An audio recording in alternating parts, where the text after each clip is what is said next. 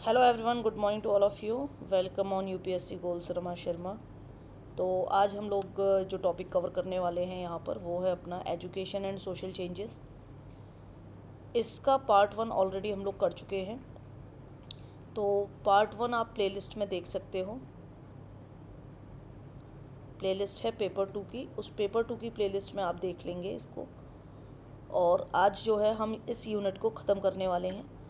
ठीक है, education and social changes part 2 है आज ये। ठीक है, तो यहाँ पे हमने पिछले वाले टॉपिक में क्या क्या कवर कर लिया है, that is idea of development वगैरह हो गया है, मिक्स्ड इकोनॉमी हो गई है, constitutional law and social changes हो गए हैं, एजुकेशन एंड सोशल चेंजेस को हम लोग कवर कर रहे थे। तो सीधा टॉपिक पर आते हैं। इसके सारे प्रीवियस ईयर क्वेश्चंस मैंने ऑलरेडी आप लोगों को दे दिए हुए हैं। यहाँ पे आप लोग प्रीवियस ईयर क्वेश्चंस देख सकते हैं। तो प्रीवियस ईयर क्वेश्चंस आते हैं, जी हाँ। यहाँ पर जैसे कि आप देखेंगे ये 2020 में आया था, न्यू एजुकेशन पॉलिसी 2020। खैर ये अभी हमारे लिए उतना ज़्यादा सिग्निफिकेंट नहीं है, बट फिर भी हम इसको कवर करेंगे। ठीक है, इसके अलावा जो एक स्किल डेवलपमेंट प्रोग्राम वगैरह ये हम आगे वाली यूनिट्स में करने वाले हैं, जो कि अगली यूनिट है आपकी पावर्टी एलिवेशन स्कीम्स। ठीक है, इनमें करेंगे, सीडीपी भी पढ़ेंगे उसमें, कम्युनिटी डेवलपमेंट प्रोग्राम्स वगैरह। इसके अलावा अगर आप देखें तो ये 2021 का पेपर है, 2021 का पेपर 2 था। ये पेपर 2 के सेक्शन बी में आपको जो है इस यूनिट से सवाल मिलेंगे, सोशल चेंजेस इस पार्ट से सवाल मिलेंगे सेक्शन बी के अंदर। तो यहाँ पे idea of developmental planning in India हम ऑलरेडी कर चुके हैं। ठीक है, इसके अलावा अगर एजुकेशन वाले सवाल की बात करें तो role of technology in agrarian India, ये हम आगे कवर करेंगे। यहाँ पर आपको सोशल मीडिया का रोल क्या है कम्युनल पोलराइजेशन में, ये आपको पूछा था। तो ये रीसेंट एग्जांपल्स को यूज़ करके आप लोग जो है उसका आंसर दोगे। जैसे मॉब लिंचिंग होती है, सोशल मीडिया पे कोई खबर आ जाती है और उसकी वजह से जो है कम्युनल डिसहार्मनी जो है जनरेट होती है। इकोनॉमिक एम्पावरमेंट का क्या मतलब है, और उससे सब इकोनॉमिक एम्पावरमेंट करने के लिए आपको सब्सटेंटिव एम्पावरमेंट विमेन का करना ज़रूरी है। वो हम जो है गर्ल एजुकेशन वगैरह में पढ़ेंगे और धीरे धीरे आगे आने वाले टॉपिक्स के अंदर भी पढ़ेंगे। तो ये एक ऐसा चीज़ है कि जो वुमेन एम्पावरमेंट की बात कर रहे हैं कि अगर आपको इकोनॉमिक एम्पावरमेंट कंट्री का करना है तो आपको कंट्री के विमेन एम्पावरमेंट के साथ में उसको लिंक करना होगा। मेन इश्यूज़ क्या हैं विमेन एम्पावरमेंट के, डायरेक्टली आपसे पूछा है, तो वो भी आगे डिस्कस करेंगे। ठीक है, इस तरीके के क्वेश्चंस आपको यहाँ पे आते हैं पेपर 2 के अंदर, जिसमें हम लोग बोलते हैं कि पेपर 2 में भाई कैसे मतलब करंट ओरिएंटेड आते हैं क्वेश्चन। तो ये बहुत ही सिंपल क्वेश्चंस होते हैं। अगर आप करंट की न्यूज़ को ध्यान में रख के चल रहे हो तो आप उनको कोट भी कर सकते हैं, प्लस आपके थिंकर्स की थ्योरी को कोट करके आपका आंसर तैयार हो जाता है। ये 2022 का पेपर है जो लास्ट ईयर आया था। इसमें डायरेक्ट आपसे सवाल पूछे हैं, what role do cooperatives play, तो नेक्स्ट यूनिट में सीडीपी करेंगे। ठीक है, role of pressure group direct पूछा है।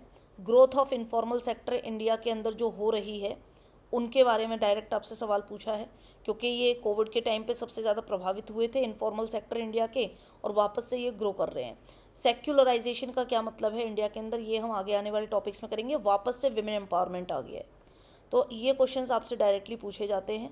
ठीक है, डेवलपमेंट और एनवायरनमेंट के बीच में डायलेक्टिक्स क्या है, मतलब कि आप डेवलपमेंट को देखोगे तो एनवायरनमेंट को कहीं ना कहीं आप जो है हाशिए पर रख दोगे, और अगर एनवायरनमेंट को देखोगे तो डेवलपमेंट नहीं हो पाएगा। तो इन दोनों के बीच में डायलेक्टिक्स क्या है। ठीक है, तो वो क्वेश्चन तो अभी आप जैसे हिमाचल में जो त्रासदी हुई है उसको भी रिलेट कर सकते हो कि डेवलपमेंट किया, हाईवेज बनाए, सारी चीज़ें करी, माइनिंग भी चल रही है।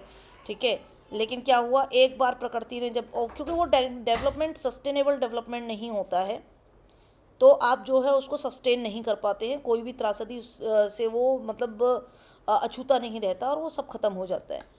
तो ये सारी चीज़ें हैं। Changing nature of industrial working class, तो इंडस्ट्रियल वर्किंग क्लास किस में आ जाती है, फॉर्मल में आ जाती है, और फॉर्मल का भी क्वेश्चन पूछा है और यहाँ पे आपको इनफॉर्मल का भी क्वेश्चन पूछा हुआ है।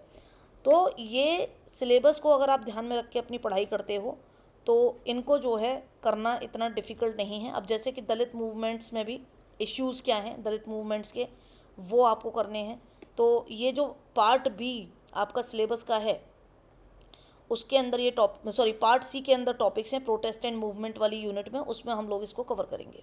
ठीक है, अब आगे चलते हैं कि आपका vision of social changes of India आज ख़त्म हो जाएगा ये यूनिट। तो इस यूनिट के अंदर जो सिलेबस है वो तो PYQ तो हमने देख ही लिए।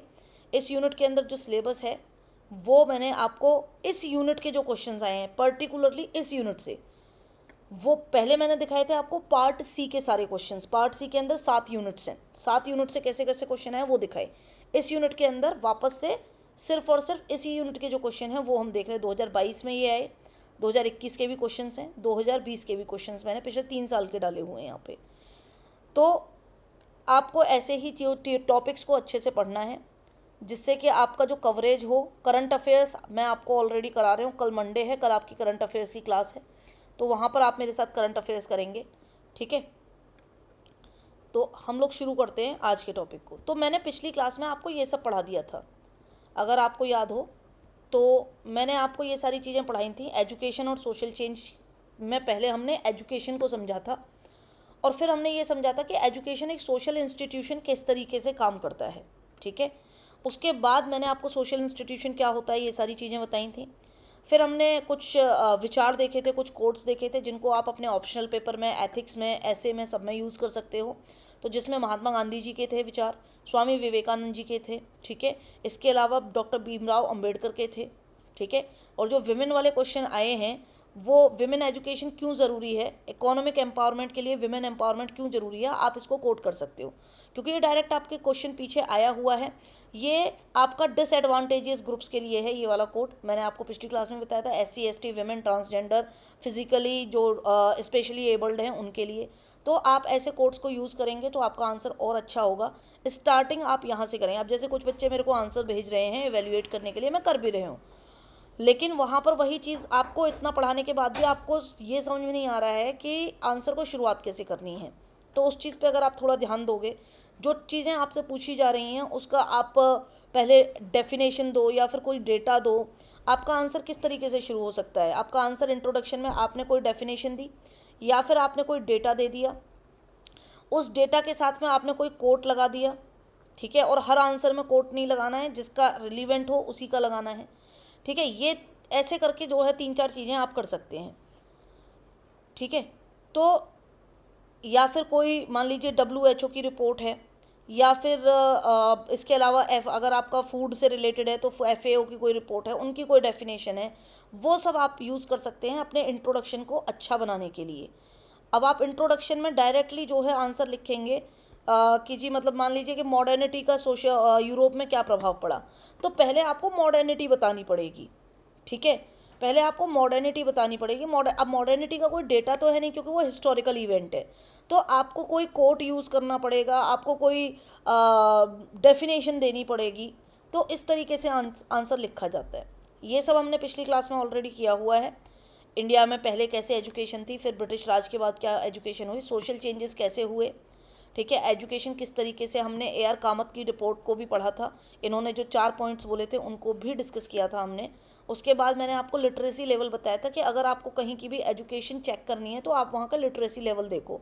तो हमने इंडिया, अब ये डेटा है, इंडिया के इंडिपेंडेंस के टाइम पे लिटरेसी लेवल 18% था, पॉपुलेशन जो BPL के अंदर है, बिलो पॉवर्टी लाइन के अंदर, वो 55% थी।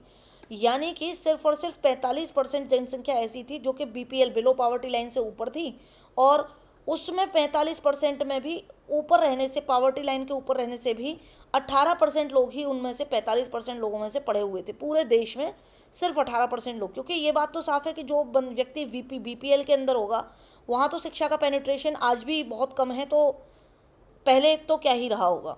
तो इसलिए हमारे लिए एजुकेशन को बहुत ज़्यादा इम्पोर्टेंट था कि यूनिवर्सल एजुकेशन के लिए हम कुछ लेके आए, तो हमने उसको DPSP में डाला। एक रिव्यू बता रहे हूँ आपको कि पिछली क्लास में हमने क्या पढ़ा था। फिर यूनिवर्सल एजुकेशन जो है हमारा फंडामेंटल राइट बन गई 2009 में। जब हम एजुकेशन की बात करते हैं तो डॉक्टर S राधाकृष्णन की बात जब हम ज़रूर करते हैं, तो उनके व्यूज़ क्या हैं एजुकेशन पे, वो भी मैंने आपको यहाँ पे कोट किए हुए थे, तो इनको आप यूज़ कर सकते हो, ठीक है। तो इस तरीके से एजुकेशन क्या है, एक सेक्युलर टूल है जिससे कि हम एक सोशल चेंज का स्कोप रख सकते हैं और एक सोशल चेंज लेके आ सकते हैं, ठीक है। SC दुबे जो कि हमारे सोशोलॉजिस्ट हैं, उनके हिसाब से भी क्या हमने देखा, क्योंकि उन्होंने एक सर्वे किया था, ये एक सोशोलॉजिस्ट का एक्सपेरिमेंट है, एक सर्वे है, एक ऑब्जर्वेशन है, तो इसको आप ज़रूर से लिख सकते हैं कि उन्होंने सर्वे किया गोरखपुर में 1967 में, और वहाँ पर उन्होंने रूरल बैकग्राउंड के लोगों के ऊपर सर्वे किया था। फिर उन्होंने ये चीज़ कंक्लूड करी कि भाई एजुकेशन यहाँ पर किस तरीके से एक मोबिलिटी लेके आ सकती है, क्योंकि मैंने आपको बताया था कि उन्होंने सर्वे किया था उस समय के जो गोरखपुर के अंदर डॉक्टर्स थे, प्रोफेसर्स थे, लॉयर्स थे, या फिर आपके इंजीनियर्स थे, इन सब के ऊपर। और उन्होंने ये पाया था कि ये लोग वो हैं जो कि majority of people rural background से आते हैं, यानी कि इनके परिवार जो हैं किसान परिवार रहे होंगे एक समय पर, और फिर धीरे धीरे शिक्षा के माध्यम से आज ये जो है समाज में इस स्तर तक और पहुंच गए हैं, डेवलपिंग सोसाइटी की तरफ आगे बढ़ रहे हैं। उसके बाद मैंने आपको कुमार स्वामी जी के भी पॉइंट्स बताए थे। फॉलोइंग उन्होंने क्या कहा था कि इन आइडियल्स को अगर आप फॉलो करते हो तो एजुकेशनल सिस्टम का जो ऑब्जेक्टिव है वो हम अचीव कर लेंगे। तो ये 3 आइडियल्स से इनको आप याद रख सकते हो, ठीक है। सॉरी 3 नहीं थे, 7 थे, सॉरी, ये 7 आइडियल्स से इनको आप याद रख सकते हो।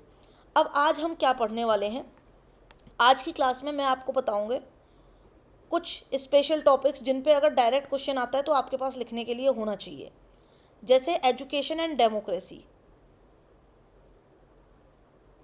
ठीक है, जैसे एजुकेशन एंड, हाँ जी, education and democracy, education and social change तो हम ऑलरेडी कर चुके हैं। एजुकेशन एंड डेमोक्रेसी के अलावा एजुकेशन एंड इकोनॉमिक डेवलपमेंट, क्योंकि economic development and women empowerment से डायरेक्ट सवाल आया है। तो विमेन एम्पावरमेंट भी आप तभी कर सकते हो जब विमेन को एजुकेट करोगे। तो आपको हो सकता है कि अगला क्वेश्चन ऐसे बन जाए कि एजुकेशन एंड इकोनॉमिक डेवलपमेंट, ठीक है, एक टॉपिक हम ये करेंगे। इसके अलावा एक टॉपिक और करेंगे जिससे डायरेक्ट जैसे क्वेश्चन बन सकता है कि एजुकेशन का क्या रोल है इनइक्वालिटी को ख़त्म करने में, ठीक है। तो एक टॉपिक हम ये करने वाले हैं, रोल ऑफ एजुकेशन। उम्मीद है आपको राइटिंग समझ में आ रहा होगा। अच्छा, जितने भी लोगों ने सेशन को लाइक नहीं किया है तो आप कर दीजिएगा। अगर आप पहली बार चैनल पे आए हैं और आपने सब्सक्राइब नहीं किया है तो वो भी कर दीजिएगा, ठीक है। तो ये 2-3 चीज़ें आप कर सकते हैं, अपने दोस्तों के साथ शेयर कर सकते हैं। तो ये है असमानता को ख़त्म करने में शिक्षा का योगदान, ठीक है। ये टॉपिक हम करेंगे क्योंकि ये टॉपिक आपको पूछा जा सकता है, इवन ये ऐसे में भी पूछा जा सकता है, प्लस आपको इंटरव्यू में भी ऐसा पूछ सकते हैं अगर आप एजुकेशन की तरफ अपने क्वेश्चन को लेके जा रहे हैं या अपने इंटरव्यू को लेके जा रहे हैं। फिर एजुकेशन एंड सोशल चेंज में मैंने आपको पहली ही क्लास में जब हम ये कर रहे थे पिछली क्लास में, तब मैंने आपको बताया था कि सोशल चेंज भाई 2 तरीके के हो सकते हैं। एक अच्छा सोशल चेंज भी हो सकता है और एक सोशल चेंज ऐसा भी हो सकता है जो कि समाज के हित में ना हो। तो वहाँ पर अगर आप एजुकेशन दे रहे हो और अगर वो समाज के हित में नहीं है, यानी कि जैसे टेररिज्म देख लीजिए आप, तो जो लोग बॉम्ब बना रहे हैं, जो लोग टेररिस्ट लोग हैं, जो इनको यूज़ कर रहे हैं, टेक्नोलॉजीज़ को हैकिंग कर रहे हैं, ये सारे एजुकेशन के बाद ही कर पा रहे हैं। ऐसा तो है नहीं कि कोई एकदम अनपढ़ इंसान है और वो ये सब कर रहा है। तो एजुकेशन एंड कॉन्फ्लिक्ट करके भी आपका एक टॉपिक बन सकता है डायरेक्ट क्वेश्चन में, ठीक है। Education and conflict. और क्या बन सकता है, गर्ल्स एजुकेशन पे बन सकता है सवाल आपका। एजुकेशन से रिलेटेड जितने भी मैक्सिमम पॉसिबल क्वेश्चन हो सकते हैं, and its impact on society,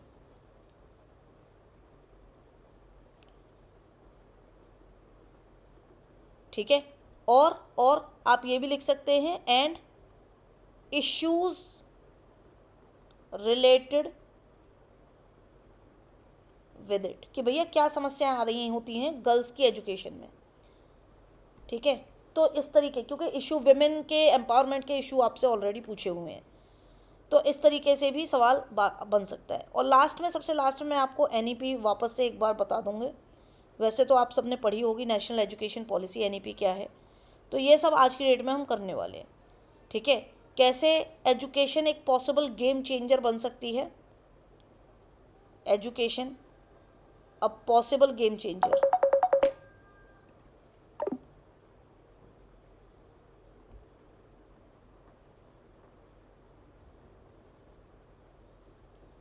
तो इसका भी एक आर्टिकल आया था, वो भी मैं आप लोगों के साथ में यहाँ पे डिस्कस करने वाले हूँ, ठीक है। एजुकेशन एंड 2020 की जो एक ये न्यूज़ आई थी, मतलब ये जो पॉलिसी आई हुई है, इस पॉलिसी को लेके एक आर्टिकल था आर्टिकल्स को मान लो मैं इधर कलर चेंज कर दूं, तो एक आर्टिकल था the missing link, the missing link in national education policy. ठीक है, ये भी आपके लिए एक आर्टिकल था, इसको भी पढ़ना ज़रूरी है। ठीक है, कि एनईपी से, एनईपी जब ये पॉलिसी आई तो इसमें क्या क्या चीज़ें छूट गई हैं। तो यहाँ पर इश्यूज़ ऑफ मार्जिनलाइज्ड पीपल, क्योंकि ये एजुकेशन पॉलिसी अभी धीरे धीरे इम्प्लीमेंट हो रही है, तो ये अभी भी चर्चा का विषय है, ये भी आपको पढ़ना है यहाँ पर। ठीक है, ये भी आपको पढ़ना है। एक आर्टिकल आया था इन्वेस्टिंग, एजुकेशन से ही रिलेटेड था, इन्वेस्टिंग इन इंडियाज़ यूथ। ये सारे आर्टिकल्स मैं आपको दिखाऊंगा यहाँ पे। इंडिया के यूथ में इन्वेस्ट करना, ये पॉपुलेशन डायनेमिक्स से भी रिलेटेड है, ये डेमोग्राफिक डिविडेंड से भी रिलेटेड है आर्टिकल, ये आपका एजुकेशन एंड सोशल चेंज से भी रिलेटेड है, और ये सोशल कैपिटल से भी रिलेटेड है। ठीक है, तो ये ऐसे करके काफ़ी सारे आर्टिकल हैं। एक और टॉपिक है हमारा education agenda for new India, NEP से ही रिलेटेड है ये भी। अब ये राज्यसभा टीवी है ना अपना, आरएस टीवी, उसका द बिग पिक्चर आता है, वहाँ से लिया है मैंने ये द बिग पिक्चर जो शो आता है उनका, education agenda for new India, ये वहाँ से है। इतना सब करने के बाद तब आप एक आंसर लिख सकते हैं कि एजुकेशन से रिलेटेड कुछ भी आपको पूछा जा सकता है, डेमोक्रेसी पूछा जा सकता है, इकोनॉमिक डेवलपमेंट पूछा जा सकता है, इनइक्वालिटी ख़त्म करने में पूछा जा सकता है, लेकिन उसके अलावा एजुकेशन की वजह से कॉन्फ्लिक्ट भी हो रहे हैं वो भी पूछा जा सकता है, गर्ल एजुकेशन भी पूछा जा सकता है, न्यू एजुकेशन पॉलिसी भी पूछा जा सकता है, उससे रिलेटेड चीज़ें पूछी जा सकती हैं कि न्यू एजुकेशन पॉलिसी में क्या लिंक मिसिंग है, या मार्जिनलाइज लोगों के क्या इश्यूज़ हैं जो कि इस पॉलिसी के अंदर कवर नहीं हो रहे हैं। अगर ऐसा कुछ है तो एजुकेशन नए भारत का निर्माण कैसे करेगा, और इंडिया के यूथ में इन्वेस्ट कैसे कर सकता है एजुकेशन, ये सब कुछ जो है हमारा इस टॉपिक के अंदर कवर होगा, और इसीलिए ये टॉपिक सबसे बड़ा है। तो चलिए इसको शुरू करते हैं। पहले करेंगे एजुकेशन एंड इकोनॉमिक डेवलपमेंट। अब यहाँ पे दो दो स्लाइड हैं, किसी में एक स्लाइड है, किसी में 3 स्लाइड है, किसी में ज़्यादा है, किसी में कम है। ये इस हिसाब से हैं कि जब आपको सवाल पूछा जाएगा तब आप यहाँ से भी, जो हमने पिछली क्लास करी है, यहाँ से भी डेटा लेंगे, एजुकेशन को समझाएंगे, कोट यूज़ करेंगे, डेटा को यूज़ करेंगे। ठीक है, जिससे कि एक आंसर आपका वहाँ बनेगा। सोशलॉजिस्ट हैं, उनकी चीज़ों को कोट करेंगे। ठीक है, उसके बाद आप यहाँ पर बात करेंगे। तो इकोनॉमिक डेवलपमेंट में एजुकेशन का क्या रोल है। इकोनॉमिक डेवलपमेंट की जब हम बात करते हैं तो आज की डेट में हम ये देखते हैं कि दुनिया की जो इकोनॉमी है वो एक ग्लोबल इकोनॉमी है। ठीक है, हम लोग ग्लोबलाइजेशन के दौर में जी रहे हैं, जहाँ पर टेक्नोलॉजी बहुत ज़्यादा बढ़ गई है और दिन रात बढ़ती ही जा रही है। नई नई टेक्नोलॉजीज़ आ रही हैं, और उनकी वजह से हमारा जो है विदेशों के साथ में जो व्यापार है वो बहुत ज़्यादा आसान हो रहा है धीरे धीरे। जैसे कि अभी एक एग्जांपल आप दे सकते हैं, इंडिया, म्यांमार, थाईलैंड, ये एक्सप्रेसवे बन रहा है, हाईवे जो बन रहा है, ये जो एक्सप्रेसवे है ये क्या है, इंफ्रास्ट्रक्चर डेवलपमेंट है। इंफ्रास्ट्रक्चर डेवलपमेंट करने की वजह से क्या होगा, क्यों कर रहे हैं हम ये, इकोनॉमिक डेवलपमेंट के लिए कर रहे हैं, क्योंकि, और ये रीसेंट है, ठीक है, ये गवर्नमेंट ऑफ इंडिया का प्रोजेक्ट है, और जो कि हम म्यांमार और थाईलैंड की गवर्नमेंट के साथ कर रहे हैं। अब इकोनॉमिक डेवलपमेंट किस चीज़ को बढ़ावा और देगा, और ज़्यादा ग्लोबलाइजेशन को बढ़ावा देगा, और ये किस मदद से हो पा रहा है भाई, टेक्नोलॉजिकल डेवलपमेंट की वजह से ही हो पा रहा है। ठीक है, टेक्नोलॉजिकल डेवलपमेंट की वजह से ही ये हो पा रहा है। तो इस तरीके से इकोनॉमी को हम बेहतर कर सकते हैं।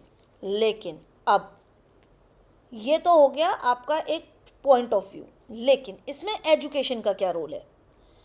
एजुकेशन का रोल इसमें यह है कि जब आप अपने यहाँ के लोगों को एजुकेट करोगे, उनको शिक्षा दोगे, तो आप एक ह्यूमन कैपिटल को डेवलप कर रहे हो।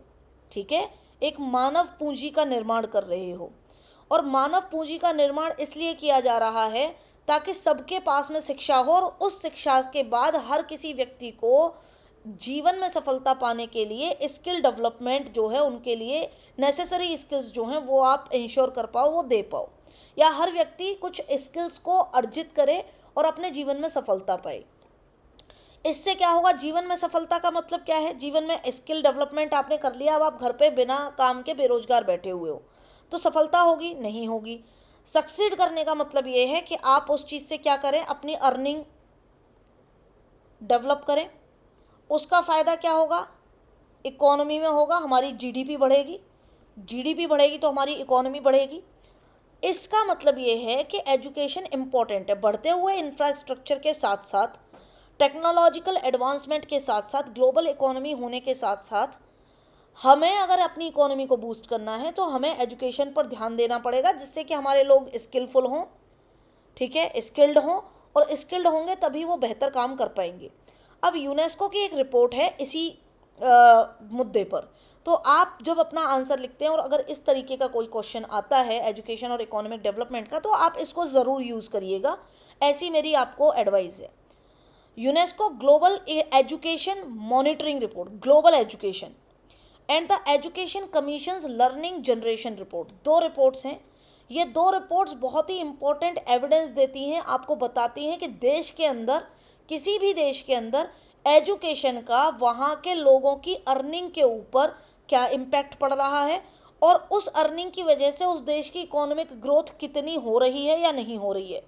यानी कि शिक्षा का डायरेक्ट ताल्लुक बताती हैं ये इकोनॉमिक डेवलपमेंट से। अब इस रिपोर्ट के अंदर क्या क्या चीज़ें कवर करी जाती हैं, जैसे कि इनका कहना है कि एजुकेशन रिड्यूसेस पावर्टी। जब आप लोगों को शिक्षित करते हैं तो पावर्टी यानी कि गरीबी कम होती है, क्योंकि लोग अपना काम धंधा करते हैं, इंडिविजुअल अर्न करने लग जाता है, और अगर अर्न कर रहा है तो धीरे धीरे हो सकता है कि वो पावर्टी की रेखा से ऊपर आ जाए। 171 मिलियन लोग ऐसे हैं जिनको आज की डेट में अभी भी दुनिया के अंदर जो एक्सट्रीम पावर्टी है उससे ऊपर लाना बाकी है। यानी कि 171 मिलियन पीपल ऐसे हैं जो कि बिलो पावर्टी लाइन है पूरी दुनिया के अंदर। अगर हम बात करें कि इनके बच्चे भी अगर स्कूल छोड़ दें, ठीक है, ये वो लोग हैं कि जिनकी अगर बच्चे स्कूल छोड़ दें तो उनकी बेसिक रीडिंग स्किल्स भी नहीं हो पाएंगी। यानी कि ये 171 मिलियन लोग वो हैं जो कि पूरी दुनिया की 12% इकोनॉमी के अंदर ड्रॉप ला सकते हैं। अगर आप इनको शिक्षित नहीं करेंगे तो that's equivalent to 12% drop in the world's total economy. 12% दुनिया की जो है इकोनॉमी गिर जाएगी। यानी कि अगर आप शिक्षा देंगे तो 12% बढ़ेगी, या 12 में से धीरे धीरे कुछ बढ़ेगी, और अगर शिक्षा नहीं देंगे तो 12% ड्रॉप है। एजुकेशन रिड्यूसेस इकोनॉमिक इक्वालिटीज, ये डेटा है बेटा, ये डेटा है, डायरेक्ट फैक्ट है ये, और इनकी रिपोर्ट्स के हिसाब से फैक्ट है ये। एजुकेशन रिड्यूसेस इकोनॉमिक इनइक्वालिटी, कि शिक्षा से जो है आपकी जो आर्थिक असमानताएं हैं वो कम होती हैं। एक वर्कर है, ठीक है, पुअर बैकग्राउंड से, और एक वर्कर है रिच बैकग्राउंड से, मान लीजिए, उनको सेम एजुकेशन मिलती है। अब पुअर और रिच से वर्कर कैसे हो सकता है, देखो, एक जमींदार साहब का बेटा है जिनके पिताजी गांव में खेती वेती करते हैं बढ़िया, और एक उसी गांव के अंदर एक आम किसान का बेटा है, ठीक है, ये हो गया हमारा किसान का बेटा। अब इनके गांव में एक इंडस्ट्री आ जाती है, मान लो कार मैन्युफैक्चरिंग इंडस्ट्री आ गई। जमींदार साहब का जो बेटा है वो बहुत ज़्यादा पढ़ा लिखा नहीं है, मतलब उसका तो ये था कि अपन तो जमींदार है, अपने को क्या ज़रूरत है। किसान का बेटा इसलिए पढ़ा लिखा नहीं है क्योंकि उसको मेहनत मजदूरी ज़्यादा करनी है पेट पालने के लिए, तो पैसा उतना है नहीं जो कि पढ़ाया जा सके। इनके पास पैसा है लेकिन ये कभी पढ़े नहीं। तो बेसिकली दोनों की स्किल्स जो हैं बराबर हैं, इक्वल स्किल्स हैं। डिस्पाइट बीइंग डिफरेंट बैकग्राउंड्स, ये रिच है, ये रिच नहीं है, थोड़ा पुअर है कंपैरेटिवली, रिलेटिवली, क्योंकि पावर्टी एक रिलेटिव टर्म है। तो यहाँ से ये दोनों वर्कर बन गए इंडस्ट्री में, एक पुअर बैकग्राउंड से एक रिच बैकग्राउंड से है, लेकिन इनको जब सिखाया जाएगा, ट्रेनिंग दी जाएगी काम करने की, वहाँ पे तो सेम ट्रेनिंग दी जाएगी। जब इनको सेम ट्रेनिंग दी जाएगी तो इनको जिस जॉब पे रखा जाएगा उसका इक्वल पे मिलेगा इनको।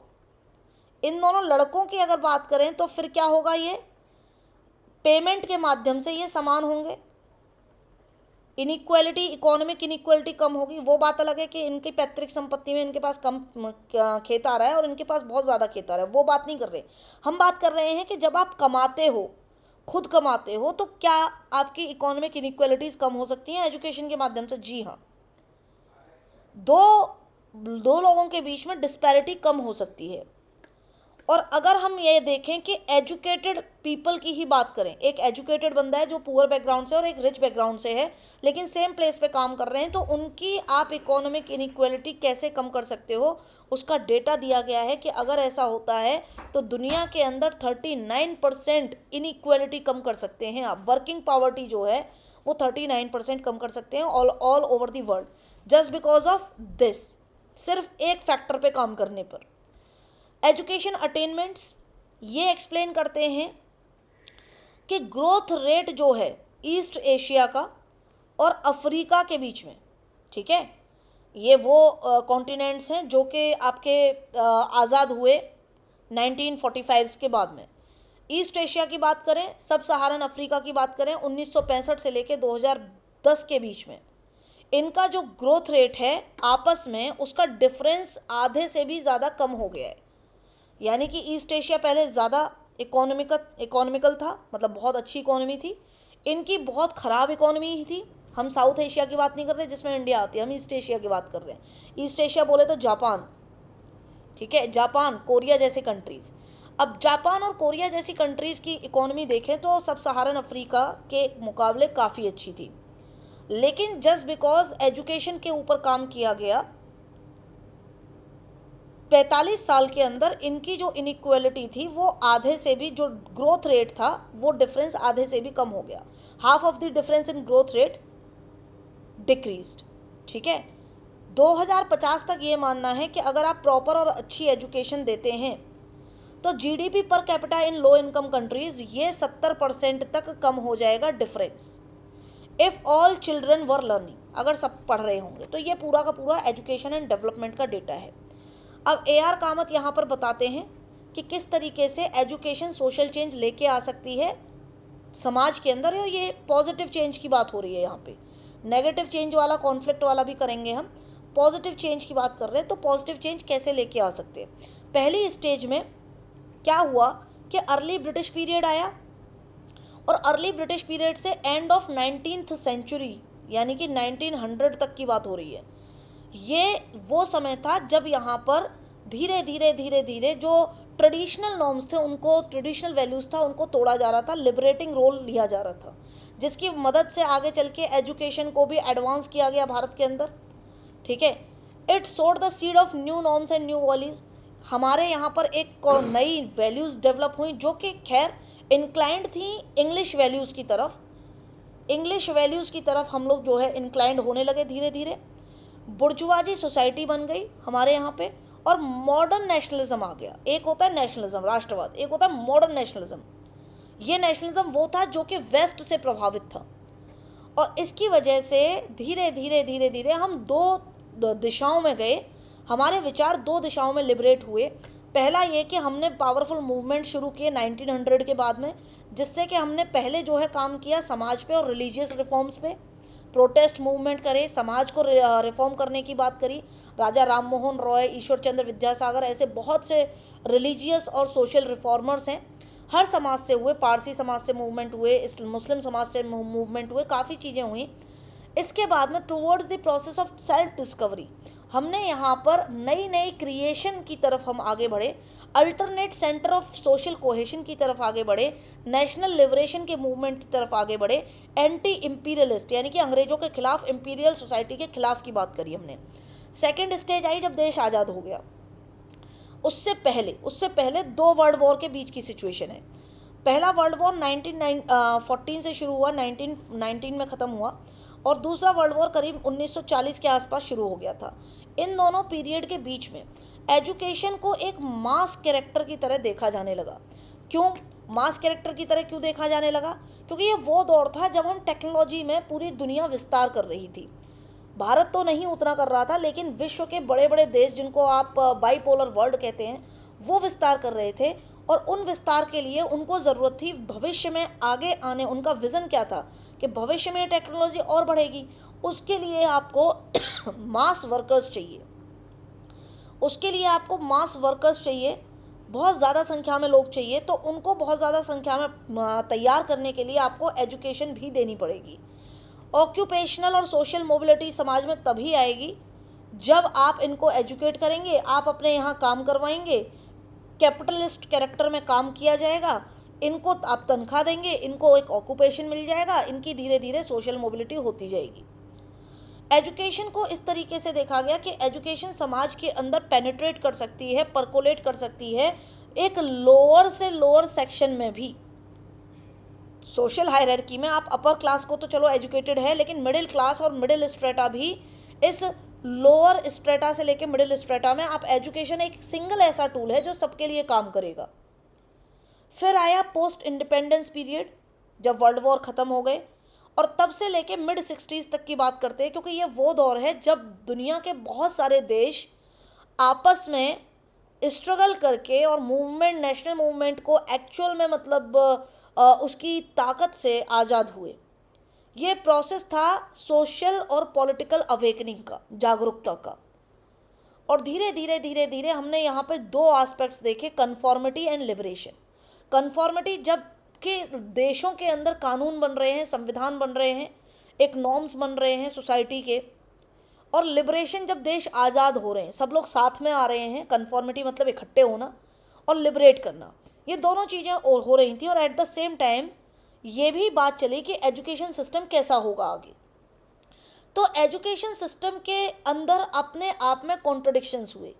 आज की डेट में वही कॉन्ट्रडिक्शन आपको वापस से नज़र आ रहे हैं कि सिलेबस में ये चैप्टर हट जाना चाहिए, वो चैप्टर ऐड हो जाना चाहिए, या फिर ये हिस्ट्री के अंदर ये हिस्ट्री का पार्ट जो है कम होना चाहिए और ये वाली हिस्ट्री का पार्ट ज़्यादा होना चाहिए।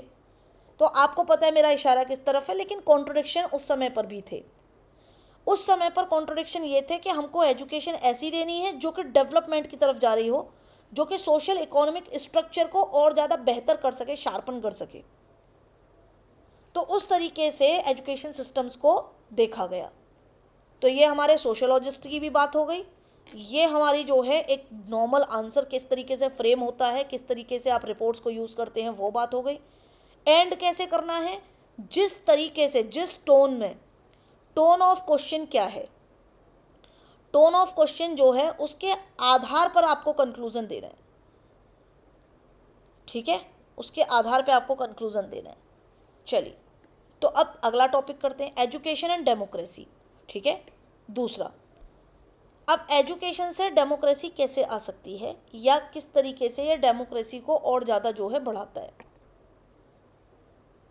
ये सब लोग मानते हैं कि कोई भी देश हो, अगर किसी देश का इकोनॉमिक लेवल अच्छा है, ठीक है, किसी देश के अंदर इकोनॉमी बहुत अच्छी है, या इकोनॉमिक लेवल नहीं, सॉरी, एजुकेशन लेवल, किसी देश का एजुकेशन लेवल बहुत अच्छा है, तो वो कंट्री जो है डेमोक्रेटिक कंट्री जो है कहलाई जाएगी, या it is more likely, most of the cases में, not always but most of the cases में वो कंट्री एक डेमोक्रेसी होगी।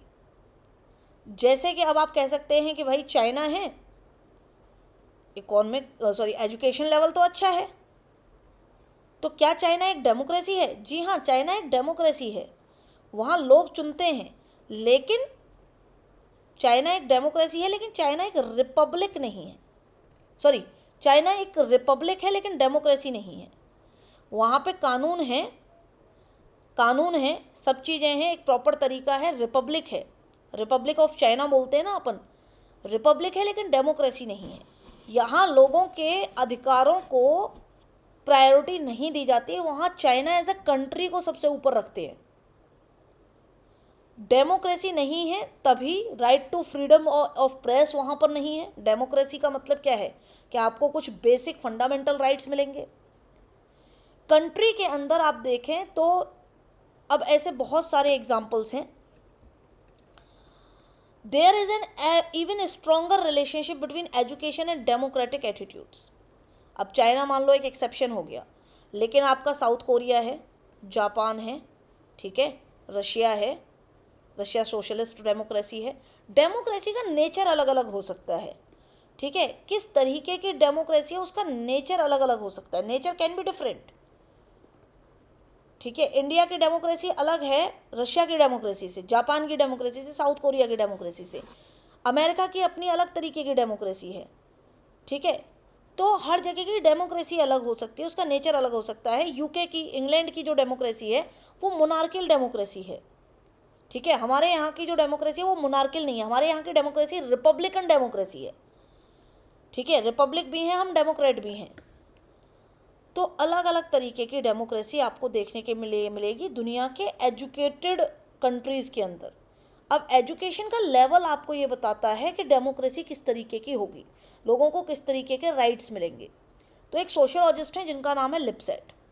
इनकी एक स्टडी है जो इन्होंने 1960 के अंदर करी थी। इनका ये कहना है, अब देखो हर सोशियोलॉजिस्ट की स्टडी भी अलग अलग हो सकती है, ठीक है। इन्होंने अपनी और हम वो स्टडीज़ को यहाँ पर रेफ़र करते हैं जिनको वर्ल्ड वाइड बहुत ज़्यादा माना जा रहा है, ठीक है, जिनको ज़्यादा फॉलो किया जा रहा है। तो लिपसेट की स्टडी ये कहती है कि higher one's the education the more likely one is to believe in democratic values. यहाँ एक इंडिविजुअल की बात करी जा रही है। एक इंडिविजुअल जितना ज़्यादा पढ़ा लिखा एजुकेटेड होगा उतना ही ज़्यादा वो डेमोक्रेटिक वैल्यूज़ में मानता होगा और डेमोक्रेटिक प्रैक्टिसेस को सपोर्ट करेगा। जितना कम, यानी कि ये कह रहे हैं कि education is directly proportional to democratic values, ऐसे याद रखो, ठीक है। एजुकेशन बढ़ेगी तो डेमोक्रेटिक वैल्यूज़ बढ़ेंगी, एजुकेशन कम होगी तो डेमोक्रेटिक वैल्यूज़ कम होगी। नाम कैसे याद रखेंगे, क्या कहेंगे लोग, ठीक है, चार लोग क्या कहेंगे। अब चार लोग किससे कहते हैं, अपनी ज़ुबान से कहते हैं, लिपसेट, ऐसे नाम याद रखना। इनका कहना है कि अगर आप वर्ल्ड वॉर 2 को छोड़ दें, क्यों छोड़ दें, क्योंकि वर्ल्ड वॉर 2 अपने आप में इस स्टडी का एक एक्सेप्शन है। ये कह रहे हैं कि भैया एजुकेशन बढ़ेगी तो डेमोक्रेटिक वैल्यूज़ बढ़ेंगी, लेकिन वर्ल्ड वॉर 2 जब हुआ तो ये उन देशों के बीच में हुआ जो मोस्ट एजुकेटेड कंट्रीज़ थे उस टाइम पे, ठीक है, मोस्ट एजुकेटेड नेशंस थे, उनके बीच में ये हुआ। तो वर्ल्ड वॉर 2 अपने आप में इस बात का एक एक्सेप्शन है। जर्मनी और जापान ये एक्सेप्शन है उन कंट्रीज़ का जहाँ पे हाई लेवल ऑफ लिटरेसी था, ठीक है, टोटलिटेरियन फॉर्म ऑफ गवर्नमेंट थी कि पूरे देश के लिए ये फैसला ले सकते हैं, लेकिन उसके बाद भी क्या हुआ, डेमोक्रेटिक वैल्यूज़ का हनन किया गया। जर्मनी के अंदर गैस चैम्बर्स के अंदर लोगों को मारा गया, सारी चीज़ें हुई। चाइना इस तरीके का एग्जाम्पल है। China is still another example जहाँ पे हाई लिटरेसी रेट तो है, लेकिन एक रिपब्लिकन फॉर्म ऑफ गवर्नमेंट में टोटलिटेरियन देखते हैं आप, यानी कि वो सरकार देश की, पूरे देश के लिए फैसले लेती है और वहाँ पे लोगों की आवाज़ को दबाया जाता है।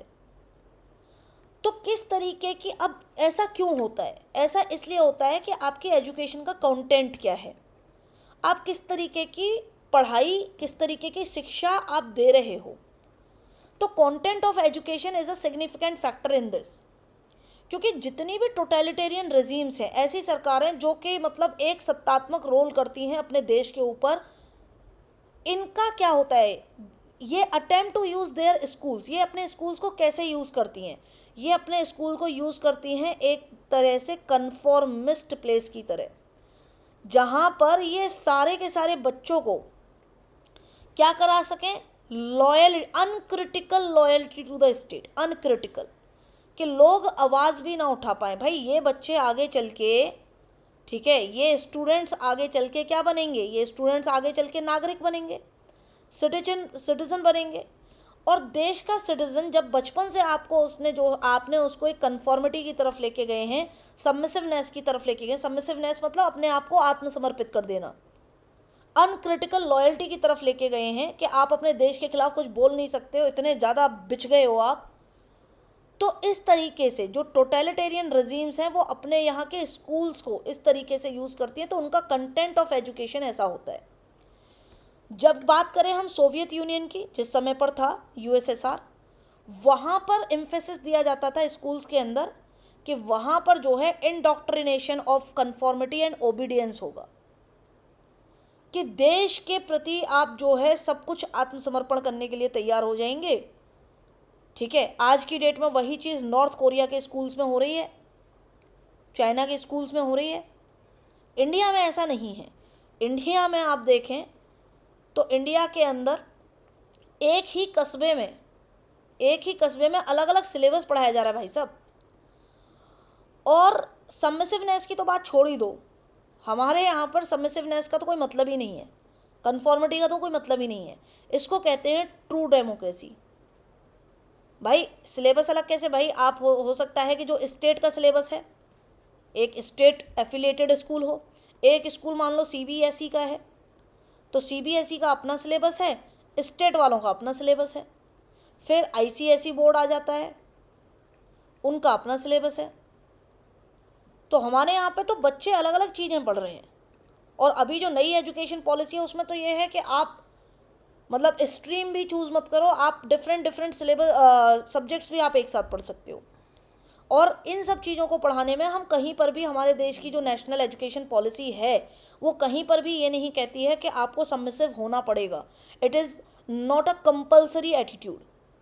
तो जो पॉलिटिकल एटीट्यूड है, इस बात से हमें एक चीज़ समझ में आ जाती है कि देश की जो पॉलिटिकल कमांड है, किसी भी देश की पॉलिटिकल कमांड डिसाइड करती है कि वहाँ पर किस तरीके की एजुकेशन होगी। Influence of education upon the political attitude is much more complex than has sometimes been supposed. और इसीलिए आप आज की डेट में ये नहीं कह सकते हैं, आप कह सकते हैं कि भाई कोई भी कंट्री एक डेमोक्रेटिक गवर्नमेंट की तरह अपने आप को रिप्रेजेंट कर रही है, डेमोक्रेटिक गवर्नमेंट की तरह तो रिप्रेजेंट कर रहे हैं, लेकिन आज की डेट में ये ज़रूरी नहीं है। There is no guarantee that education and democratic attitude are necessarily related.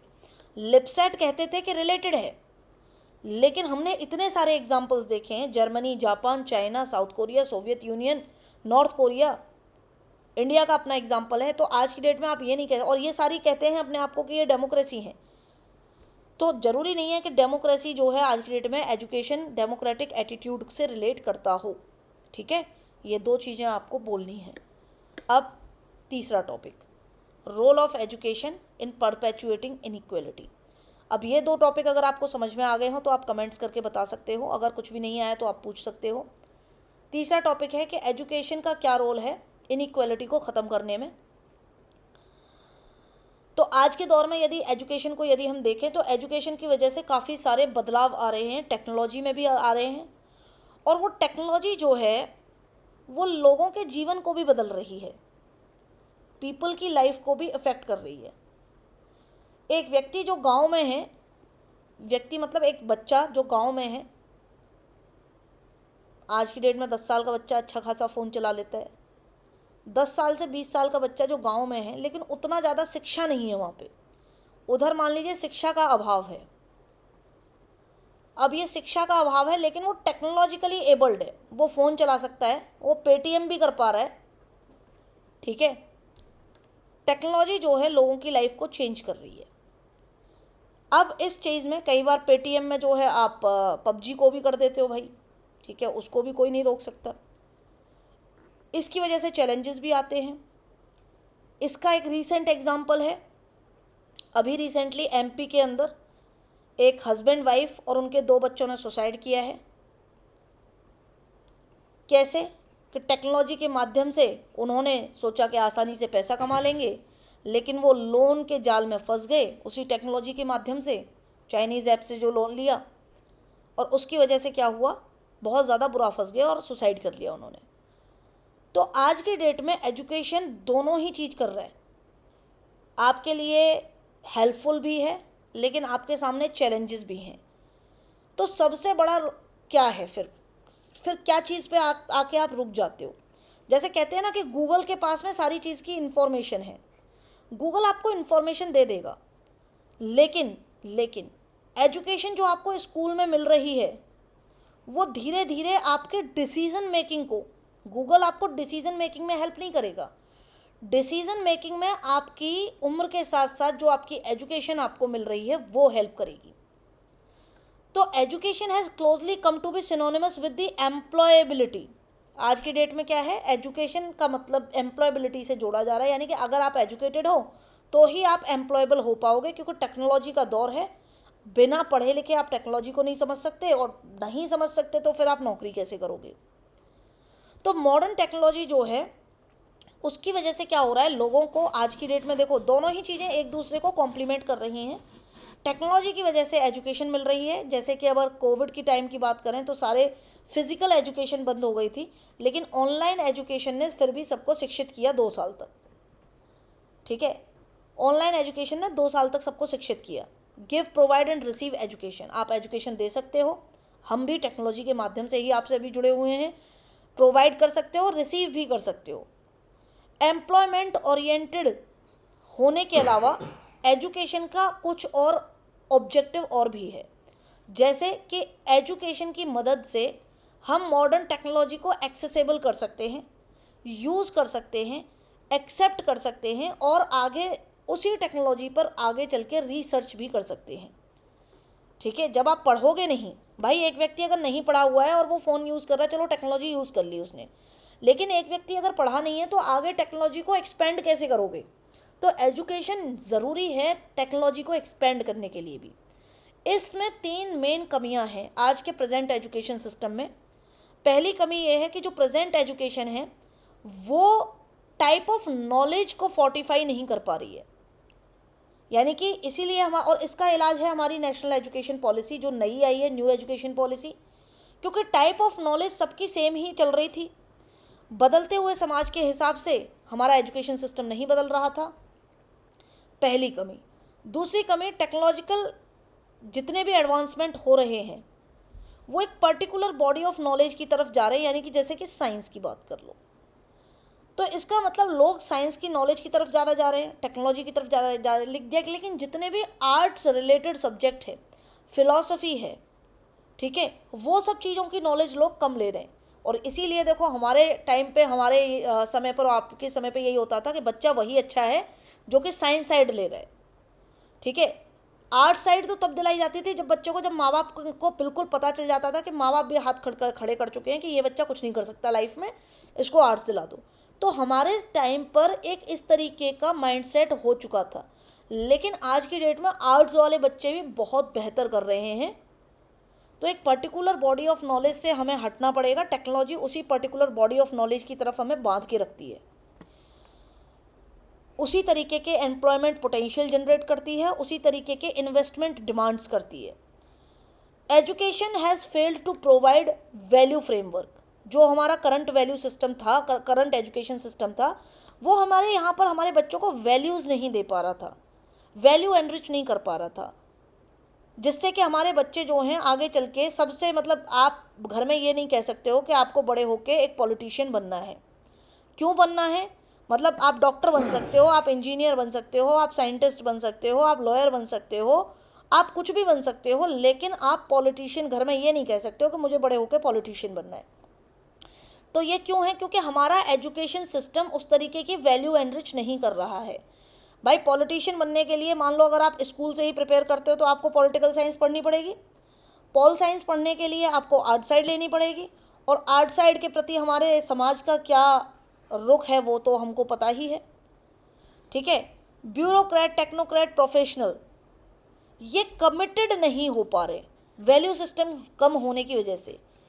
ये ईमानदार हम लोग ब्यूरोक्रेट्स, टेक्नोक्रेट्स, प्रोफेशनल नहीं जनरेट कर पा रहे, और ये वैल्यू सिस्टम की कमी है। तभी जो है आप लखनऊ जैसे केसेस देखते हैं। एग्जाम्पल के लिए अब आपके पास में एक बहुत बड़ा एग्जाम्पल सेटअप हो गया है, एथिक्स में आएगा भी ये क्वेश्चन, इस बार देख लेना, एथिक्स में ये सवाल बनेगा। ठीक है, क्योंकि हम अपने ब्यूरोक्रेट्स के अंदर भी वो वैल्यू सिस्टम डेवलप नहीं कर पा रहे। डेमोक्रेसी और फंडामेंटल राइट्स के नाम पे वैल्यू सिस्टम कहीं पीछे चला जा रहा है। तो ये जो है एजुकेशन सिस्टम की हमारे यहाँ पर अभी तक की कमियाँ हैं, इनको हमें ठीक करना है। एजुकेशन जो है एक इम्पॉर्टेंट तरीका है सोशल इनइक्वालिटीज़ को कम करने के लिए, और इसीलिए कॉन्स्टिट्यूशन ऑफ इंडिया में इसके लिए स्पेशल प्रोविजंस किए गए हैं। एजुकेशन का जो रोल है एक इमेंसिपेटर का रोल है, ये शब्द याद रखना। Education also has an emancipators role. क्यों? क्योंकि ये समाज के अंदर अवेयरनेस लेके आते हैं, सेल्फ रिस्पेक्ट और डिग्निटी को बढ़ाने का काम कर सकती है अगर हम सही दिशा में एजुकेशन दें तो एजुकेशन सिर्फ और सिर्फ एक रिस्ट्रिक्टिव रोल को परफॉर्म नहीं करती है कि अपवर्ड मोबिलिटी तो होगी। Education performs only a restricted role in upward mobility. Mobility में तो वीकर सेक्शन के लिए कर रही है ना, मोबिलिटी तो वीकर सेक्शन की बढ़ेगी, लेकिन जो ऑलरेडी टॉप लेवल पे हैं समाज के अंदर उनका क्या बढ़ेगा? एजुकेशन से उनका क्या बढ़ेगा? एजुकेशन से एलीट क्लास जो है वो अपने आप को मेंटेन रखेगी पावर पोजीशन में। तो ये चीज़ भी नोट करनी है हमें कि भाई रोल ऑफ एजुकेशन क्या है, कि एजुकेशन से आप सोशल अवेयरनेस बढ़ा सकते हो, ये है पॉजिटिव रोल, ये है पॉजिटिव रोल। नेगेटिव रोल क्या है एजुकेशन का? कि भाई वीकर सेक्शन तो मोबिलिटी में चलो थोड़ा बहुत ऊपर आ जाएगा, उसकी तो मोबिलिटी हो जाएगी, लेकिन जो एलीट क्लास है ऐसा तो नहीं है कि वो एजुकेशन से भाई इनकी ये डाउनफॉल हो जाए, नहीं। एलीट क्लास अपने आप को मेंटेन कर लेगी इन पावर पोजीशन। तो कहते हैं ना अमीर और अमीर हो रहा है, गरीब थोड़ा सा चलो ठीक है शिक्षा के माध्यम से ऊपर जा सकता है, लेकिन अगर एलीट क्लास पावर पोजीशन में अपने आप को मेंटेन कर रही है तो फिर भी इनइक्वालिटी तो बनी हुई है ना, इट मेंटेन्स इनइक्वालिटी। और इसलिए हम कह सकते हैं कि भैया कितनी भी शिक्षा दे लो, आपका जो एलीट और वीकर सेक्शन के बीच की जो खाई है वो तो हमेशा बनी ही रहेगी। So education is not only instrumental in bringing about social change तो लाती ही है, सिर्फ इतना ही नहीं, इट मेंटेन्स द स्टेटस को। ठीक है, एजुकेशन स्टेटस को यानी कि अमीर को और अमीर बना के रखती है, एलिट को और एलिट बना के रखती है। इसलिए आप कह सकते हो, in other words we can say education plays both a conservative role and a radical role. बदलाव लाएगी रेडिकलिज्म से, लेकिन जो एलिट हैं उनके लिए ये तभी भी कंजर्वेटिव रहेगी। तो ये पॉजिटिव नेगेटिव दोनों चीज़ें बता दी मैंने आपको। जिस तरीके से सवाल पूछा जाए उस तरीके से आप आंसर कर सकते हो। ठीक है, इसमें और भी लिखा हुआ है, role of education as a factor of social change is defined by twin facts. दो तरीके से आप इसको सोशल चेंज को देख सकते हो। पहला कि education is permeated by social biases of society. समाज जिस तरीके से चल रहा है उस तरीके से एजुकेशन समाज के अंदर परमिएट करती है। जो जिनके पास में पैसा खर्च करने के लिए है वो कभी सरकारी स्कूल में अपने बच्चे को नहीं पढ़ाता है, वो एक लेवल ऊपर ही रखेगा अपने बच्चे की एजुकेशन को। तो सोशल बाइसेस सोसाइटी के कैसे हैं उस चीज़ के आधार पर एजुकेशन समाज के अंदर पेनिट्रेट करती है। And those who seek education are social actors who retain the orientation of their specific position in society. जिनके पास एजुकेशन आ जाती है, जो लोग थोड़े शिक्षित हो जाते हैं समाज के अंदर, सोशल एक्टर्स जो हमारे इंडिविजुअल्स हैं, वो अपनी पोजीशन को मेंटेन करने की कोशिश करते हैं समाज के अंदर। And it is for the reason education is controlled by dominant group of society. ये चीज़ याद रखना। इसीलिए एजुकेशन जो है समाज के अंदर जो भी डोमिनेंट होगा उसके हिसाब से चलेगी। अब सिलेबस में चेंज हो रहे हैं क्योंकि डोमिनेंट ग्रुप कंट्रोल कर रहा है उस तरीके से चीज़ों को। पहले सिलेबस में जो चीज़ें पढ़ाई जा रही थी वो उस समय के डोमिनेंट ग्रुप के हिसाब से चल रही थी। तो जो समाज के अंदर ज़्यादा डोमिनेंट होगा, जो पार्टी आपकी पावर में होगी, उसकी आइडियोलॉजी पे एजुकेशन चलेगी देश की, ये बात तय है।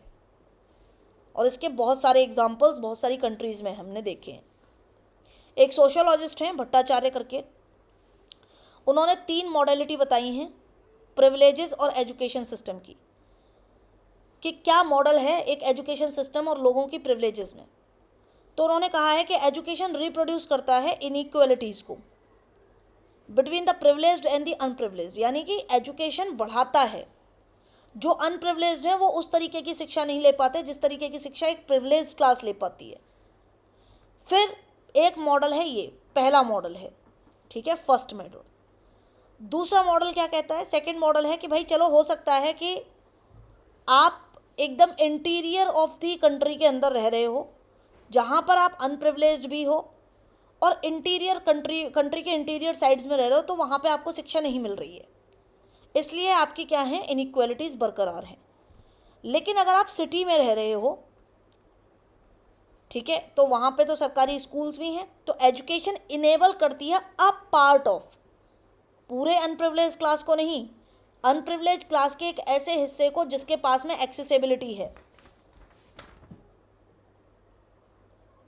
आलू उबाल लो आप बस, ठीक है।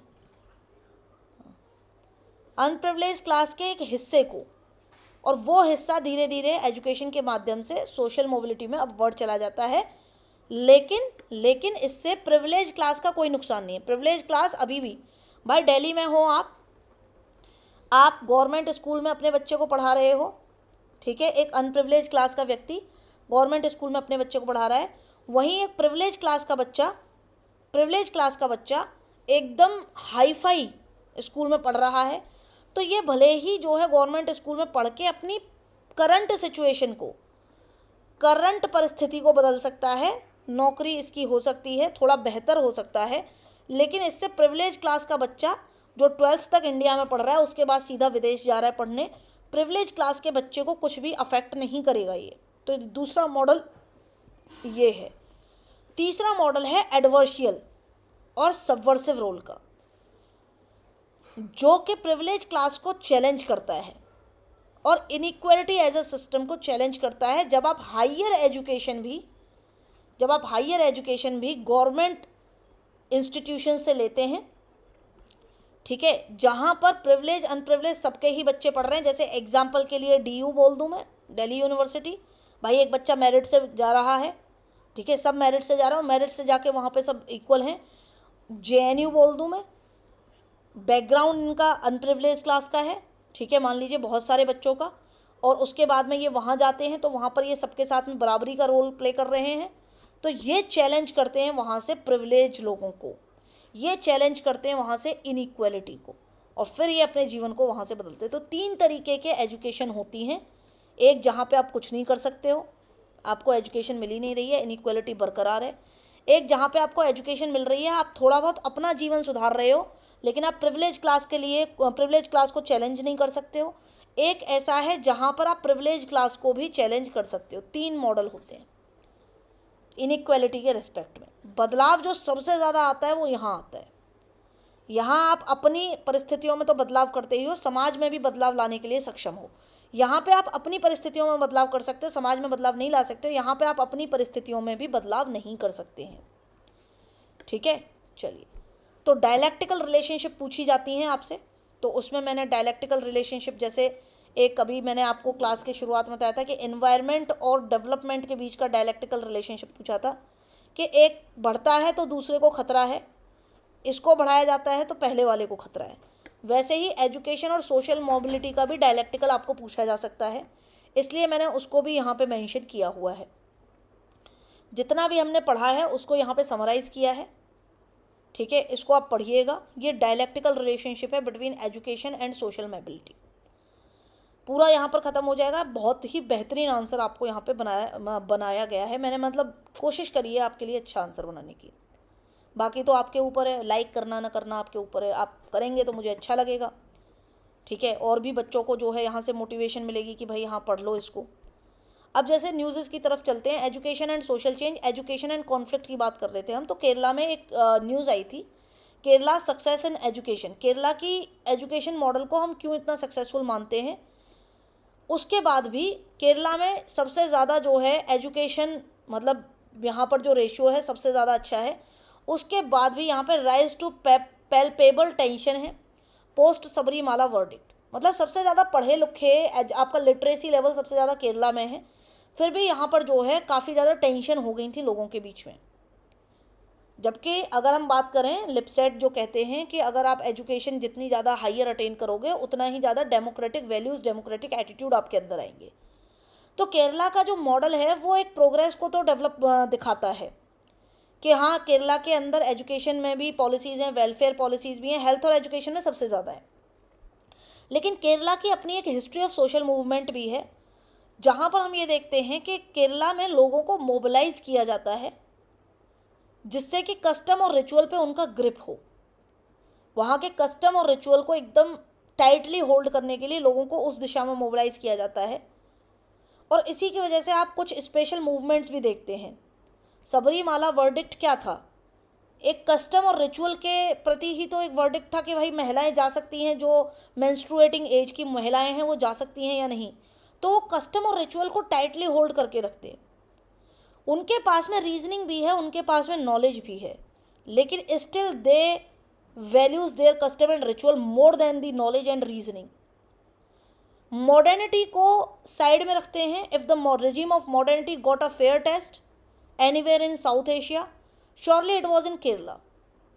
अगर आप मॉडर्निटी की बात करें तो केरला में आपको एजुकेशन, हेल्थ सब कुछ बढ़िया मिलेगा, लेकिन फिर भी उसके बाद भी क्या गलत हो रहा है? Was it wrong to imagine that a spread of education, education का स्प्रेड गलत है क्या? Would cause a deep enough कि आपकी जेंडर इनइक्वलिटी को ख़त्म करना हर तरीके से ये ख़त्म गलत है क्या? तो एजुकेशन यहाँ पर डेमोक्रेसी को नर्चर तो कर रही है, लेकिन फिर भी कॉन्फ्लिक्ट क्यों हो रहे हैं? क्योंकि कॉन्फ्लिक्ट इसलिए हो रहे हैं क्योंकि वहाँ पे as well as education dictatorship को भी नर्चर कर रही है। ये डिपेंड करता है आपके स्कूल्स में क्या पढ़ाया जा रहा है। Similarly education can contain patriarchy and gender equality only if the same is the part of curriculum. अगर कैरिकुलम के अंदर ऐसी चीज़ें पढ़ाई जा रही हैं कहीं पर भी, सिर्फ केरला की नहीं, नॉर्मली बात हो रही है कि वहाँ पर आपके सिलेबस के अंदर पैट्रियार्की और जेंडर इनइक्वलिटी है, तो फिर आप एज ए सोसाइटी वैसे ही बनेंगे। एजुकेशन डिड स्प्रेड वाइडली, बहुत ज़्यादा फैल तो चुकी है, लेकिन जो एफर्ट्स किए जा रहे हैं रिफॉर्म्स, एजुकेशनल रिफॉर्म्स लाने के, वो कम है। जैसे कि कैरिकुलम रिफॉर्म्स नहीं किए जा रहे थे, अब इसका आंसर है न्यू एजुकेशन पॉलिसी कि चलो अब तो कैरिकुलम रिफॉर्म्स भी हो जाएंगे। पेडागॉगी यानी कि पढ़ाने का जो तरीका है उसमें भी रिफॉर्म लाने की ज़रूरत है, क्योंकि ये पढ़ाने का जो तरीका है वो रिलेटिवली वीक है। ठीक है। Education has remained confined to expansion of state. कुछ स्टेट ऐसे हैं जहाँ पे एजुकेशन बहुत ज़्यादा फैल गई है, और कुछ स्टेट्स ऐसे हैं जहाँ पर अभी भी एजुकेशन के EDU के बाद में लोग स्पेलिंग भूल जाते हैं। एजुकेशन जेंडर रोल को भी इन्फ्लुएंस कर सकती है। अगर आप पढ़े लिखे हैं तो आपके घर में जो आपके महिलाओं और पुरुषों के जो अपने जेंडर रोल्स हैं वो भी, उनकी बीच की इनइक्वालिटीज़ को भी कम किया जा सकता है। ये आप तभी कर सकते हो जब आप बच्चों को भी जेंडर इनइक्वालिटी के बारे में बताओगे और आप उनको जेंडर इक्वालिटी के लिए प्रमोट करोगे। तो अर्ली चाइल्डहुड में जब आप देखोगे बच्चों को, तो बच्चे वही सीखते हैं जो उनके परिवार में होता है। So this is a tough area for reform, कि जब परिवार में ही जो है आपकी पैट्रियार्की और जेंडर इनइक्वालिटी होगी, तो फिर कैसे जो है स्कूल भी कुछ नहीं कर सकता, कैरिकुलम भी कुछ नहीं कर सकता, तो कॉन्फ्लिक्ट तो फिर भी होंगे। So it has remained on the margins of equation, margins of education. ये एजुकेशन मतलब ये है, मतलब कि आप पढ़ के अच्छी तरफ भी जा सकते हो और पढ़ के आप अच्छी तरफ नहीं भी जा सकते हो। इनइक्वालिटी कम कर सकते हो, इनइक्वालिटी बढ़ा भी सकते हो। फंडिंग और status as a policy sector आप यहाँ पर सबसे ज़्यादा देखते हैं। फंडिंग कहाँ से किस तरीके की हो रही है, किस तरीके की आइडियोलॉजी की डोमिनेंट सोसाइटी के अंदर बातें चल रही हैं। Not every want social fabrics to be distributed by education. हर कोई नहीं चाहता है कि शिक्षा के माध्यम से सोशल फैब्रिक समाज का जो है चेंज हो या डिस्टर्ब हो। तो ये भी बहुत बड़ी चीज़ें हैं। केरला का जो है यहाँ पे सक्सेसफुल है एजुकेशन के माध्यम में, फिर भी वहाँ पर टेंशन्स रहती हैं। तो ये एक कॉन्फ्लिक्ट वाली स्टोरी है। Delhi to gets in own educational board, यानी कि जैसे आपके यूपी बोर्ड होता है, राजस्थान बोर्ड होता है, अब दिल्ली में भी एजुकेशन बोर्ड खुद का होगा। यानी कि एजुकेशन बोर्ड खुद का होने का मतलब है कि जो लोग दिल्ली बोर्ड से पढ़ेंगे उनका सिलेबस दिल्ली बोर्ड का और CBSE का अलग अलग होगा। ठीक है। तो सिलेबस अलग अलग होंगे तो आप अलग अलग चीज़ें पढ़ेंगे। दिल्ली कैबिनेट में ये अप्रूव कर दिया है, दिल्ली बोर्ड ऑफ स्कूल बनेगा DBSE। CBSE क्या होता है? Central board of school education. अब ये बनेगा DBSE। तो दिल्ली का अपना अलग से जो है बोर्ड होगा। ठीक है। चलिए, तो ये अब गर्ल्स एजुकेशन वाला है, ये अगले सेशन में देख लेंगे। इसके लिए एक अलग से वीडियो बना दूँगे। और NEP है, इसके बाद में ये ख़त्म है आपका टॉपिक। 2 चीज़ें रह गई हैं, इनको अलग से कर लेंगे। ये एजुकेशन से रिलेटेड कुछ यहाँ पर आर्टिकल्स हैं, इनको आप पढ़िएगा। UGC का भी ड्राफ्ट आया था, जो आपकी यूनिवर्सिटी जो है उनका भी सिलेबस चेंज किया जाना चाहिए या नहीं। तो ये काफ़ी अच्छा आर्टिकल है हायर एजुकेशन के लिए, पढ़ने के लिए, तो उसको आप यूज़ कर सकते हो। Education a possible game changer, ये भी पढ़ना है कि टेक्नोलॉजी कैसे पोटेंशियली चेंज कर रही है। बहुत अच्छा आर्टिकल है, आप अपना आंसर यहाँ से ड्राफ्ट कर सकते हैं। क्या क्या ऑप्शंस हमारे पास अवेलेबल हैं वो भी इसमें बताया गया है, ठीक है। बहुत अच्छा आर्टिकल है ये, आपको द हिंदू में आया था। इसके बाद में missing links of national education policy, ये सब न्यूज़ हैं, इनको मैं न्यूज़ में भी कवर कराऊंगे, तो इसलिए मैं अभी यहाँ पे छोड़ रही हूँ। कौन कौन से टॉपिक्स को, dysfunction, marginalisation, education and social change, इनमें ये सारा का सारा जो है कवर होता है। ये आपका जो आर्टिकल है कि मार्जिनलाइजेशन में क्यों कवर हो रहा है ये सिलेबस के अंदर, क्योंकि यहाँ पर जो न्यू एजुकेशन पॉलिसी आई है उसमें कुछ मिसिंग चीज़ें हैं, मार्जिनलाइज लोगों के लिए कुछ इश्यूज़ हैं, तो वो आप यहाँ से पढ़ सकते हो। इसके अलावा यहाँ पर कुछ स्कूल्स हैं जो अपने आप में कुछ यूनिक तरीके से पढ़ा रहे हैं, ठीक है, तो उनके लिए जो है काफ़ी अच्छा है। इनोवेशन कैसे कर सकते हैं एजुकेशन में, कन्फॉर्मिटी एंड डेविएंस और एजुकेशन एंड सोशल चेंज, ये सिलेबस के इन टॉपिक्स को कवर करता है। तो इसको एज एन एग्जाम्पल, ये हम क्यों कर रहे हैं, ये मैं आपको क्यों दिखा रही हूँ कि इनको आप पढ़ो और एज एन एग्जाम्पल अपने आंसर में यूज़ करो कि भाई ये केस स्टडी है कि सोलापुर के स्कूल्स हैं, सोलापुर महाराष्ट्र में हैं, वहाँ पर एक यूनिक वे ऑफ टीचिंग है, ये एक टीचिंग की, एजुकेशन की इनोवेटिवनेस को दिखा रहा है। जिनके पास में स्मार्टफोन्स नहीं हैं उनके साथ में क्या किया जा रहा है, वॉल्स ऑफ हाउसेस पे वाइट पेंट कर दिया है, ठीक है, तो या तो प्रोजेक्टर पर पढ़ा रहे हैं या फिर क्या है कि जो टेक्स्ट बुक के लेसन्स हैं, क्योंकि कोविड के टाइम पे क्या था कि भाई हर किसी के पास में नहीं है फ़ोन, तो लेसन्स को जो है पेंट कर दिया है, पूरे के पूरे लेसन को पेंट कर दिया है ऑन वॉल्स। अब हर क्लास का बच्चा जब उस क्लास में आएगा तो वो आराम से पढ़ सकता है, ये यूनिक वे है। 1700 स्टूडेंट्स जो हैं इस प्राइमरी स्कूल में पढ़ते हैं और इस तरीके से ये चीज़ें करी गई हैं। पढ़िएगा इसको, बहुत अच्छा है। महाराष्ट्र के सोलापुर सिटी का ही बहुत अच्छी, मतलब यूनिक तरीका है। कहते हैं ना आपदा में अवसर, वो यहाँ पे है। फिर इन्वेस्टिंग इन इंडियाज़ यूथ, पहला टॉपिक सोशल कैपिटल के लिए, education and social change, demographic dividend और पॉपुलेशन डायनेमिक्स, यानी कि अगली यूनिट में भी हम इसको पढ़ेंगे। पॉपुलेशन डायनेमिक्स वाली जो यूनिट है उसमें भी हम इसको पढ़ेंगे, तो इसलिए अभी इसको आप यहाँ से हटा सकते हो, नेक्स्ट में कवर कर लेंगे, ठीक है। तो ये आपका एक बहुत अच्छा आर्टिकल है। स्किल कैपिटल कैसे बढ़ाना है, टारगेट क्या है हमारा एनईपी का। एनईपी एम कर रही है कि 50% ऑफ ऑल लर्नर्स 2025 तक जो है उनको वोकेशनल एजुकेशन दी जाए, तो ये चीज़ें आपको पता होनी चाहिए, डेटा आपको पता होना चाहिए, ठीक है। तो लार्जेस्ट यूथ पॉपुलेशन है हमारे देश में, तो इसको हम करेंगे जब हम ये डेमोग्राफिक डिविडेंड वाली यूनिट करेंगे, पॉपुलेशन वाली। Nation and the state, nation state वाले टॉपिक में आएगा ये, पॉलिटिक्स वाला जो हम करते हैं उसमें भी आएगा और एजुकेशन एंड सोशल चेंज में भी आएगा, ठीक है। ये पढ़ के मैंने यहाँ पर डाले हुए हैं आपके लिए, जो इम्पोर्टेंट है उनको हाईलाइट किया हुआ है। एनईपी अंडर एस्टिमेट कर रही है problem of reconciling 3 system of education in India, ऐसा जो है ऑथर का कहना है। तो यानी कि ये आर्टिकल हमें ये भी बताता है इश्यूज़ इन न्यू एजुकेशन पॉलिसी 2020 क्या है, तो उसको आप यहाँ से नोट डाउन कर सकते हो। ये 3 सिस्टम को कैसे अंडर एस्टिमेट कर रहे हो, वो 3 सिस्टम क्या है, 3 सिस्टम यहाँ पे लिखे हुए हैं, सोशल विज़न यहाँ पे लिखा हुआ है, ठीक है, तो ये यहाँ पर मैंने पूरा लिखा हुआ है। अब ये एक आर्टिकल है, इसको भी पढ़ना, rising popularity of unschooling in Bengaluru. Unschooling in Bengaluru एकदम डिफरेंट टॉपिक है कि लोग स्कूल्स में अब नहीं जा रहे हैं। बीमी का एक कॉन्सेप्ट चला है, बीमी मतलब खुद जैसे हो वैसे ही रहो, ठीक है, स्किल्स गैदर करो लेकिन स्कूल मत जाओ। स्किल गैदर करना है लेकिन स्कूल नहीं जाना है। ये बेंगलुरु में कॉन्सेप्ट बढ़ता ही जा रहा है। Disillusionise with school parent and opting a radical almost romantic way of learning, मतलब सिर्फ हवाई बातें हैं ये, ठीक है, लोग काफ़ी रोमांटिसाइज कर रहे हैं। It is easy to miss beamy learning centre, ठीक है, ये यहाँ पे एड्रेस भी दिया हुआ है। बेंगलुरु में बीमी लर्निंग सेंटर चलाए जा रहा है, मतलब कि वहाँ पर कोई सिलेबस नहीं है, वहाँ पर कोई कैरिकुलम नहीं है, ठीक है, वहाँ पर जो आपका एक्चुअल में जो नॉर्मल तरीका है वो नॉर्मल से हटके है, ठीक है। न्यू नॉर्मल बनाने की कोशिश कर रहे हैं बीमी को, कि आप जाओ, आपके वहाँ पे वैसे ही आपको जो है बिना सिलेबस के ही आपको पढ़ाएंगे, कंटेम्प्ररी लाइफस्टाइल के हिसाब से, ठीक है। तो ये एक नई तरीके की स्कूलिंग है, देखेंगे इसको भी कभी आगे चल के डिस्कस करेंगे। अभी इस पर एक्चुअली उतना बहुत ज़्यादा कुछ आया नहीं है। Educational agenda for new India, ये एक बिग पिक्चर RSTV में आया था, इसको आप आंसर में यूज़ कर सकते हैं। न्यू इंडिया के लिए पूरा आंसर मैंने लिख के दिया है। अरुण जेटली जी क्या कहते थे, मतलब इसमें मेन पॉइंट आप निकाल सकते हो डेटा वगैरह के।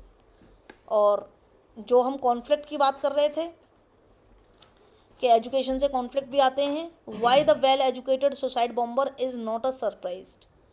ठीक है, ये फंडामेंटलिज्म टॉपिक के अंदर है और एजुकेशन एंड सोशल चेंज के अंदर है। और कौन सा सोशल चेंज है, ये नेगेटिव सोशल चेंज है। तो इस आर्टिकल को जब आप पढ़ोगे तो मैंने हिंदी और इंग्लिश दोनों में डाला हुआ है, इसको आप पढ़िएगा पूरा। एक मतलब श्रीलंका में कैसे कैसे चीज़ें हुई, कैसे कैसे पढ़े लिखे लोग जो हैं इन चीज़ों में चले जाते हैं और कैसे हैंडल नहीं कर पाते अपनी एजुकेशन को रिलीजियस इंडोक्ट्राइनेशन की वजह से। ठीक है, तो ये पढ़िएगा, मैंने पूरा लिखा हुआ है इसको हिंदी इंग्लिश दोनों में। नहीं समझ में आया तो बताना मेरे को। नोएडा का भी एग्जाम्पल है यहाँ पे, ठीक है, तो वो भी आप देख सकते हैं। सुसाइड के बारे में भी काफ़ी लिखा हुआ है यहाँ पर इस आर्टिकल में, सुसाइड बॉम्बर्स और सुसाइड, तो वो सब भी जो है आप पढ़ सकते हैं। ठीक है, चलिए जी। तो अगर आपकी कोई क्वेरीज हों तो बता देना। जो भी एक दो टॉपिक यहाँ पर छूटे हुए हैं अभी, उसको हम डिस्कस करेंगे in the upcoming sessions. Till then take care, bye.